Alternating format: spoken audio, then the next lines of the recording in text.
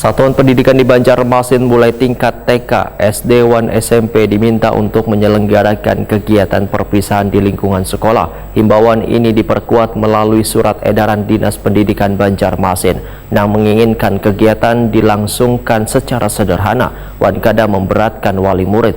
Peraturan tersebut wajib dipatuhi oleh Satuan Pendidikan di Banjarmasin. Bila kada mematuhi, maka akan diberikan sanksi tegas.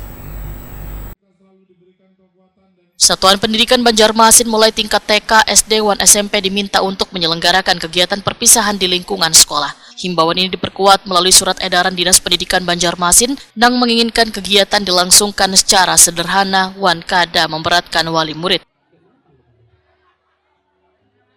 PLT Kepala Dinas Pendidikan Banjarmasin Rian Utama, Waitakoni Prima TV, Jelang Tengah Hari Rabu, 23 April 2025 memendahkan tujuan peraturan ini untuk menjaga esensi perpisahan sebagai momen bermakna tanpa beban finansial.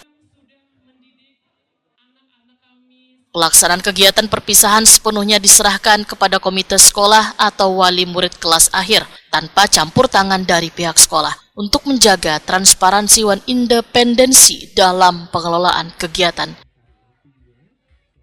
Kita melaksanakan acara perpisahan di luar sekolah, apalagi di hotel, di hotel.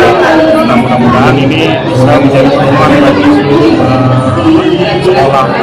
Tapi kan artinya ada lembaga-lembaga lain yang ada di sekolah seperti di sekolah dan lain-lain.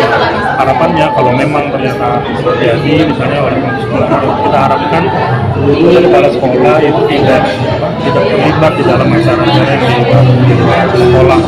Jadi himbauannya itu ada sanksi lah jika ada yang melanggar. Nanti kita Rian Utama menyatakan peraturan tersebut wajib dipatuhi oleh Satuan Pendidikan di Banjarmasin. Bila kada mematuhi, maka akan diberikan sanksi tegas.